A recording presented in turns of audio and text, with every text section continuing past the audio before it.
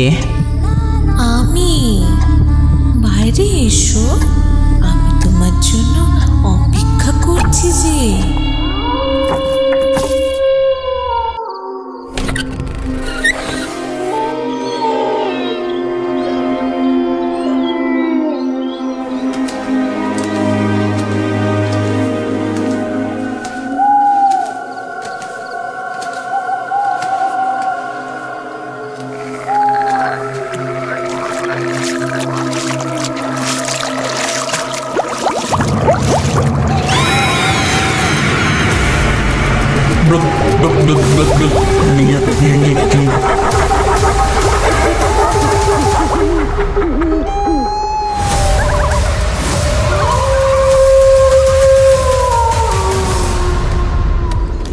প্রায় 1 মাস ধরে রাজীবের শরীর খুব একটা ভালো যাচ্ছে না। বেশ কিছু ডাক্তারও দেখিয়েছে সে। ডাক্তার তাকে চেঞ্জের জন্য কোথাও একটা ছুটি কাটিয়ে আসতে বলেছে। ডাক্তারের কথা মতন কিছুদিনের জন্য তার এক দুঃসম্পর্কের কাকার বাড়ি মানিকপুর গ্রামে যাওয়ার সিদ্ধান্ত নেন এবং সেই দিনই দুপুর 2টো ট্রেন ধরে তার কাকার বাড়ির উদ্দেশ্যে রওনা হয়। ছোটবেলায় মায়ের সাথে মানিকপুর গ্রামে গিয়ে সে অনেক সময় কাটিয়েছে, কিন্তু চাকরি পাওয়ার পর থেকে আর সেখানে যাওয়া হয় না। গ্রামের আঁকাবাঁকা রাস্তা, সবুজ ক্ষেত, পাখির কিচিরমিচির শব্দ, মাটির গন্ধ আরও সব মিলিয়ে গ্রামের এই অপার সৌন্দর্য রাজীবকে বরাবরই মুগ্ধ করত। তাই ঘুরতে যখন সে যাবেই তখন মানিকপুর বাদ দিয়ে আর কোনো জায়গা যাওয়ার কথা সে একটিবারও ভাবেনি। খুব বেশি ভালো মন্দ তো রান্না করতে পারিনি বাবা, এই যা একটু করতে পেরেছি। খাও খাও, কিছু লাগলে আমায় বলো। ও কোনো ব্যাপার না কাকা, আমার তো এত বছর পর এখানে এসে এমনিই মন ভালো হয়ে গেছে। ছোটবেলায় এসে কতই না থেকেছি এখানে। যাই হোক বাবা, অনেক বছর পরে আমাদের গ্রামে এসেছো, তাই তোমায় কয়েকটা কথা বলে রাখি। আমাদের গ্রামে বেশ কয়েক মাস ধরে বিপদ আপদ ঘুরে বেড়াচ্ছে, তাই কোথাও বেরোলে সাবধানে যাবে। আর হ্যাঁ, বেশিক্ষণ বাইরে না থাকাই ভালো বলবো। বিপদ আপদ? হ্যাঁ, ওই আর কি, জানোই তো গ্রামের মধ্যে কিছু অন্ধবিশ্বাসের ব্যাপার থাকে, সেসবের কথাই বলছি। তবে ঘটনাগুলি এখন আর অবিশ্বাসও করা যায় না, এমন সব ব্যাপার, বুঝলে? কি ভূত প্রেতের কথা বলছো? আমি ওসবে বিশ্বাস করি না, আর যারা এসবে বিশ্বাস করে তাদের কাছে ভূত প্রেত আসতে পারে না। খেয়ে নাও, খেয়ে নাও।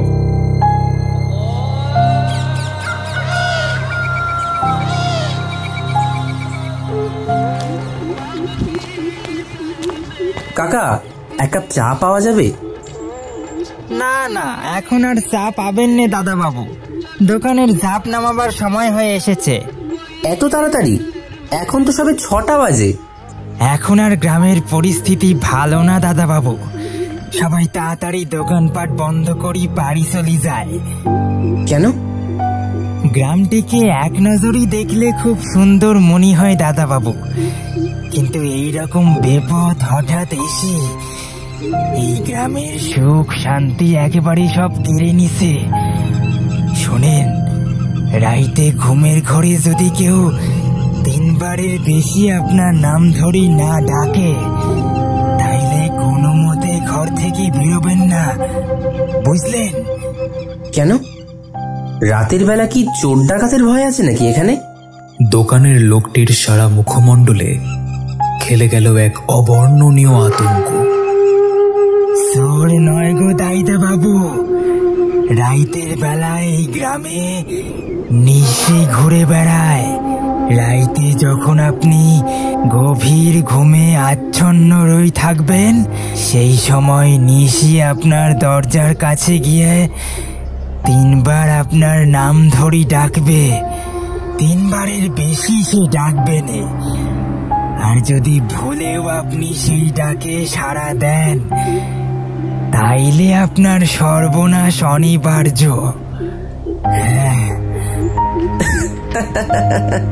কি সব যে বলো না তোমরা, সত্যি। তা নিশি যে রাতে বেরিয়ে মৃত্যু ডাক দেয়, তার কি কোনো প্রমাণ আছে? হ্যাঁ, প্রমাণ কি দাদা বাবু? কয়েক মাস ধরে এই গ্রামে কতজন যে নিশির ডাকে সাড়া দিয়ে মারা গেছে তা আপনি জানেন নে? এই হলো এক অদৃশ্য মায়াবী শক্তি যে নিজের মন্ত্র বলে মানুষকে ঘর থেকে টানি বের করে নিয়ে আসে। এই ঘটনা আমার নিজের চোখে দেখা। হতেই তো পারে তারা কোনো রোগে মারা গেছে, যা আমরা জানি না। তোমরা দাইদা বাবু শহরের পড়ালেখা জানা ছেলেরা এইসব বিশ্বাস করতে চাইবে না, কিন্তু সারা গ্রামে ছড়িয়ে গেছে এই নিশির কথা। যাই আমি তাড়াতাড়ি দোকান বন্ধ করে বাড়ি যাই। সাবধানে থাকবেন দাইদা বাবু। রাত 8টা বাজতে বাজতেই গ্রামের চারিপাশ একেবারে নিস্তব্ধ। রাস্তাঘাটে লোকজন কমে আসতে লাগলো। গৃহস্থরা তাড়াতাড়ি নিজেদের বাড়ির জানলা দরজা বন্ধ করতে ব্যস্ত হয়ে পড়ল। বোঝাই যাচ্ছে সারা গ্রামকে এখন একটা আতঙ্ক ঘিরে রেখেছে। নিশির ডাকের ব্যাপারটা দেখছি গ্রামের অনেকেই জানে, তবে এইসব ঘটনা যে একেবারেই অবাস্তব তা গ্রামের লোকজনকে বুঝিয়ে ওঠা মুশকিল। তার চেয়ে বরং আমি ঘুমিয়ে পড়ি, কাল একবার সকালে গ্রামটা ভালো করে ঘুরে দেখব। একসময় এই গ্রামের অলিতে গলিতে কত খেলে বেরিয়েছি। অতীতের কথা ভাবতে ভাবতে কখন যে রাজীব গভীর ঘুমে আচ্ছন্ন হয়ে পড়েছেন তা সে নিজেও জানেন না।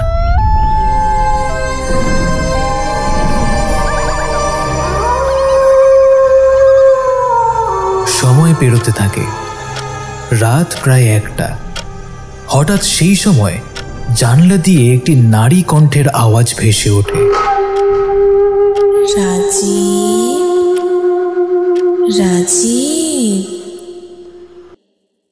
ও রাজীব, বাইরে এসো, সে কখন থেকে অপেক্ষা করছি।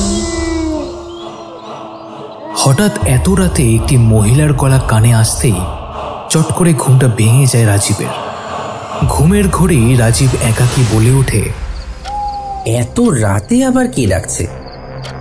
ধুর, কাল সকালে দেখব।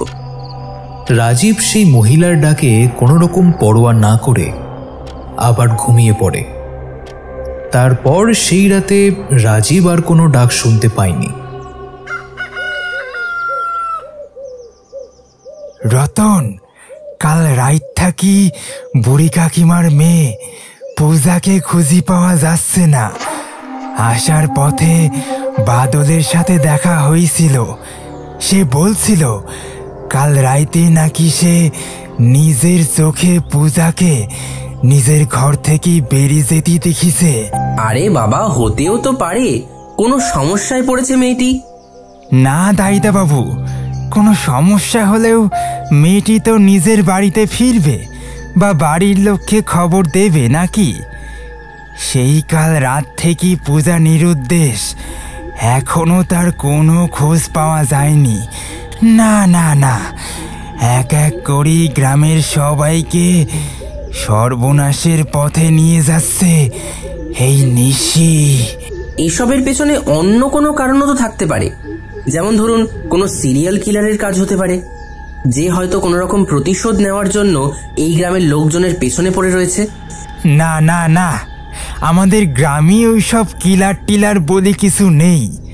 ওইসব আপনাদের শহরে থাকতে পারে দাইদা বাবু। আপনি বিশ্বাস করেন আর চাই না করেন, এই ঘটনা যে সত্যি তা গ্রামের কেউ অবিশ্বাস করতে পারবে না। আমিও তো বলবো, আপনি নিজের প্রাণ বাঁচাইতে চাইলে যত তাড়াতাড়ি পারেন এই গ্রাম ছাড়ি চলে যান এই গ্রাম ছাড়ি। হ্যাঁ বাবা রাজীব, নগেনদা ঠিক কথাই বলেছেন। আসলে তুমি পড়ালেখা করা মানুষ, আমাদের গ্রামের এইসব ঘটনা তুমি কতটা কি বিশ্বাস করবে তা ভেবেই আমি তোমার সাথে এই বিষয়ে সেই রকম আলোচনা করিনি। তবে এই পরিস্থিতি যেভাবে গুরুতর হয়ে উঠছে তাতে মনে হয় কালই তোমার কলকাতায় ফিরে যাওয়া উচিত হবে। গুরুতর হয়ে উঠার আর দেরি নাই গো, হতে শুরু হয়ে গেছে। আমার এক পরিচিত তান্ত্রিক আছে, তবে সে এখন কোথায় থাকে ঠিক জানি না।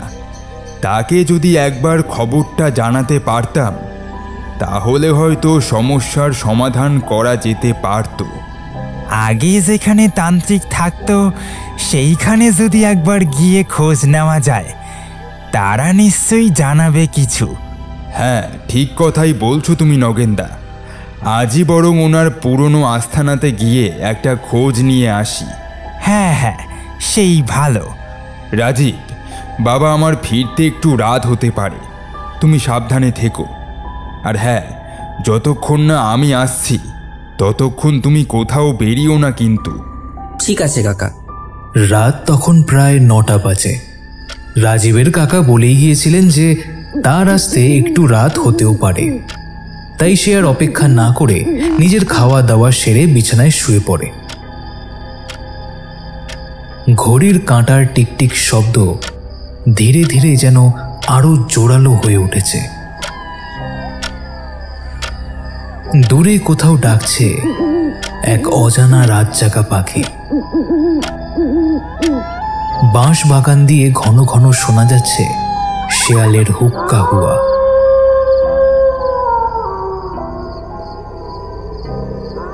কেটে যাচ্ছিল সময়। হঠাৎ খানিকক্ষণ বাদেই শোনা গেল রতন বাবুর গলা। দরজার বাইরে দাঁড়িয়ে জোরে জোরে সে রাজীবকে ডাকছে। রাজীব, রাজীব। রাজীব ছুটে গিয়ে দরজা খুলে বাইরে বের হয়। কাকা, কোথায় গেলে তুমি? আমি এই তো সামনে, তাড়াতাড়ি এসো আমার সাথে। চায়ের দোকানের ওই নগেন কাকা পুকুরে পড়ে গেছে, ওনাকে বাঁচাতে হবে রাজীব, এসো। হ্যাঁ, যাচ্ছি। একটি আবছা ছায়ামূর্তি বাতাসে ভাসতে ভাসতে এগিয়ে যাচ্ছে এবং পেছন পেছন রাজীব ক্রমশ ছুটে চলেছে। কাকা, কোথায় সেই পুকুর? আমি তো অন্ধকারে কিছুই দেখতে পাচ্ছি না। এই সেই পুকুর, আমার হাতটি ধরে নেমে এসো রাজীব, নেমে এসো। সেই ছায়ামূর্তির হাতটা ধরা মাত্রই রাজীবের হাড় হিম হয়ে যায়। হাত দুটো বরফের মতন ঠান্ডা। মেয়েটি তার সামনে ঘুরতেই রাজীব আঁতকে ওঠে। পরনে সাদা শাড়ি, খোলা চুল, জ্বলজ্বল করছে তার দুটো চোখ। নিশির চোখে চোখ পড়তেই নিমেষের মধ্যে ঘোর কেটে যায় রাজীবের। সে ভয়ে আঁতকে ওঠে। কে তুমি? ছেড়ে দাও আমাকে। এখনো চিনতে পারোনি আমায়? রাজীব নিজের হাত ছাড়াবার প্রাণপণ চেষ্টা করলেও সে বুঝতে পেরেছে এই হাত ছাড়ানো তার পক্ষে সহজ হবে না। অন্যদিকে নিশি রাজীবের হাত ধরে ক্রমশ জলের ভেতর টেনে নিচ্ছে তাকে। বাঁচাও, বাঁচাও আমায়। ভয়ঙ্করী নিশির শক্তির সাথে কোনোভাবেই পেরে উঠছে না রাজীব। নিজেকে বাঁচাতে এসে ছটফট করছে জলে।